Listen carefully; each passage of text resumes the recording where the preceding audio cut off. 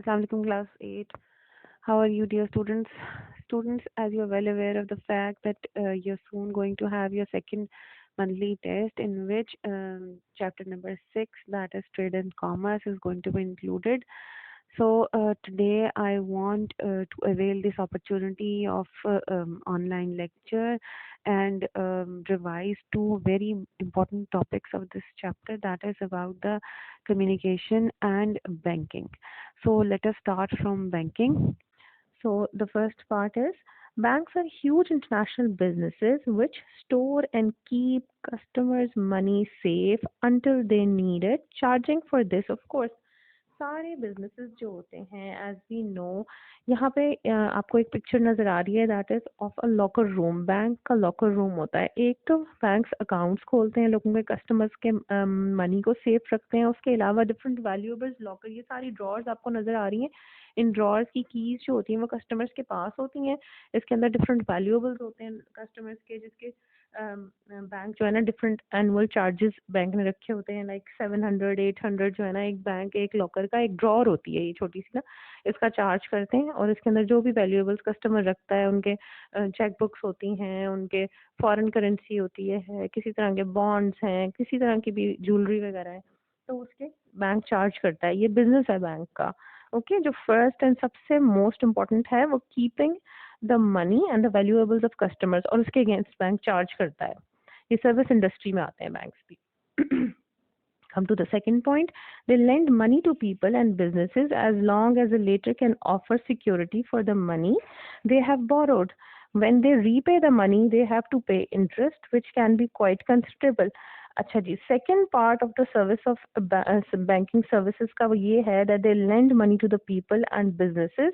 Different लोग इनसे borrow करते हैं money on different conditions as long as the latter can offer security for the money.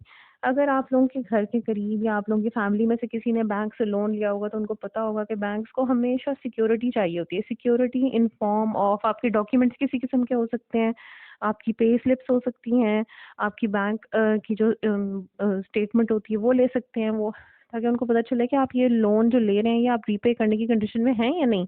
और कभी कभी घर के या आपके जो प्रॉपर्टी होती है उसके डॉक्यूमेंट्स भी ये लोग रख लेते हैं बैंक्स, तो उसके अगेंस्ट ये आपको मनी देते हैं. थोड़ा सा इंटरेस्ट आपको एनुअल उनको देना पड़ता है, जो उनकी इनकम होती है बैंक की, जब तक आप पूरी अमाउंट नहीं रीपे कर देते. ये भी सर्विस है जो प्रोवाइड कर रहा है बैंक. अच्छा जी, अब बैंक थर्ड पार्ट जो है ना, ये बैंक और कहाँ से अर्न करता है money. Invest money deposited by customers on the stock market to make money for their own shares. Bank को भी तो अर्न करना है ना, तो ये जो लोग इनके पास इन्वेस्ट करते हैं अपना मनी, ये बैंक स्टॉक एक्सचेंज में, जिस तरह हमने स्टॉक मार्केट के बारे में पढ़ा कि वहाँ पे से शेयर्स खरीदे जा सकते हैं डिफरेंट कंपनीज के, और उनकी जो फ्लक्चुएशन होती है प्राइस में, इंक्रीज और डिक्रीज, परचेज और सेल ऑफ शेयर्स के ऊपर अर्न करते हैं. उसके अलावा डिविडेंड्स भी अर्न किए जा सकते हैं. तो बैंक इन्वेस्ट करता है स्टॉक मार्केट में. जितना मनी हम इनके पास रखवाते हैं ये स्टॉक एक्सचेंज में जाकर शेयर्स परचेज कर लेते हैं. Bank also need to pay interest to people who have deposited money with them, क्योंकि बैंक्स को भी तो इंटरेस्ट देना है. इंटरेस्ट कह लें या आप इस्लामिक बैंकिंग में अब आजकल उसको प्रॉफिट का नाम दिया जाता है कि जी अकाउंट्स में जितने भी लोगों ने पैसे रखवाए हैं उसके ऊपर उनको एनुअल रिटर्न चाहिए होती है. जो लोगों ने पैसे रखे हुए हैं उसके ऊपर उनको भी तो इनकम चाहिए ना. तो बैंक्स इस तरह डिफरेंट बिजनेसेस में इन्वेस्ट करते हैं उन पैसों को, और फिर उसके बाद वो जितना भी प्रॉफिट अर्न करते हैं उसमें से एक स्पेसिफिक पोर्शन जो ओनर ऑफ द मनी होता है उसको भी देते हैं. ओके जी. द फोर्थ पॉइंट है the D point, settle customers debts by paying the money from customer account. अब ये bank charges customers for this and many other financial services that they offer. अच्छा जी, अब ये हम लोग आजकल जो लेटेस्ट हम लोगों ने देखा है कि बैंक्स के थ्रू हर तरह की पेमेंट्स हो सकती हैं. आपकी स्कूल की फ़ी बैंक के थ्रू जा सकती है, और बिल्स सारे बैंक के थ्रू जा सकते हैं.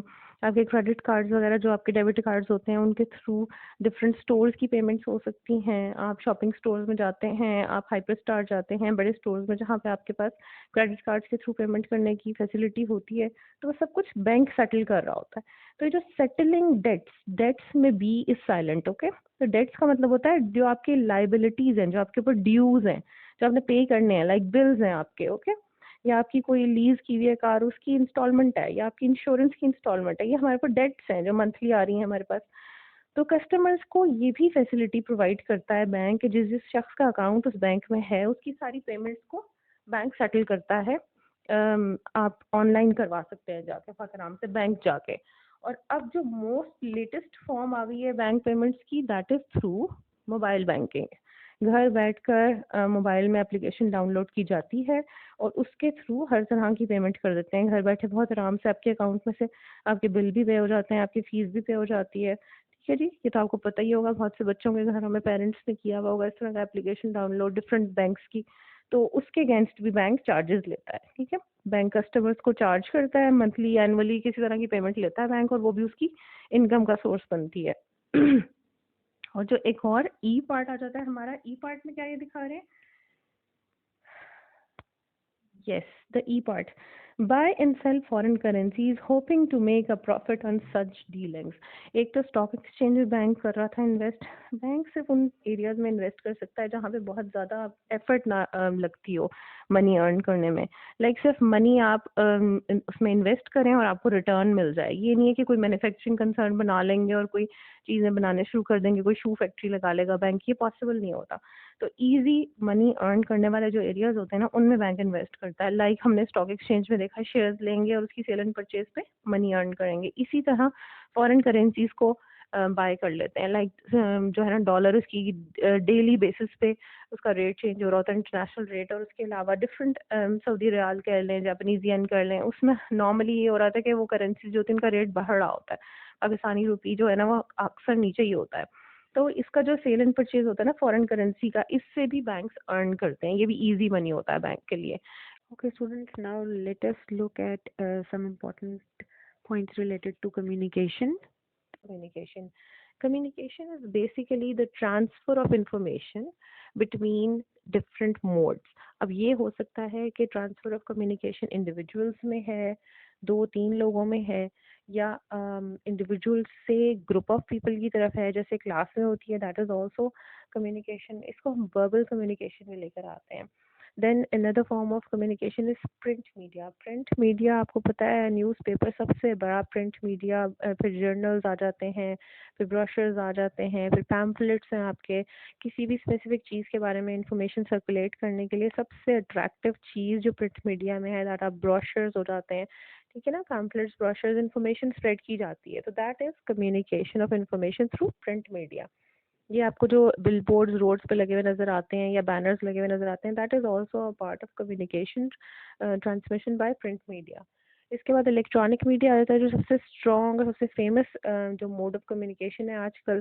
ठीक है जी, आपकी फेसबुक, आपका ट्विटर, व्हाट्सएप, इंस्टाग्राम, ये सारी चीज़ें जो आजकल बच्चे सोशल मीडिया यूज़ करते हैं। ठीक है, और इसके अलावा जो मैस ऑफ जो है ना ऑडियंस को कवर करने के लिए होता है, रेडियो और टेलीविज़न। पुराना तरीन वे, लेकिन आप लोगों के हिसाब से पुराना है, लेकिन बहुत इफ़ेक्टिव है। बहुत से एरियाज़ ऐसे हैं जहाँ पर बिल्कुल जो है ना इंटरनेट के और मोबाइल फ़ोन्स के, इन चीज़ों के सिग्नल्स नहीं पहुँचते, लेकिन वहाँ रेडियो और टेलीविज़न अवेलेबल है। तो वहाँ तक के लोगों के लिए इंफॉर्मेशन स्प्रेड करनी हो गवर्नमेंट पॉलिसीज़ के बारे में या किसी भी चीज़ के बारे में, तो रेडियो टेलीविज़न बहुत इफ़ेक्टिव होते हैं। Students, that is all for today. See you next time. Allah Hafiz.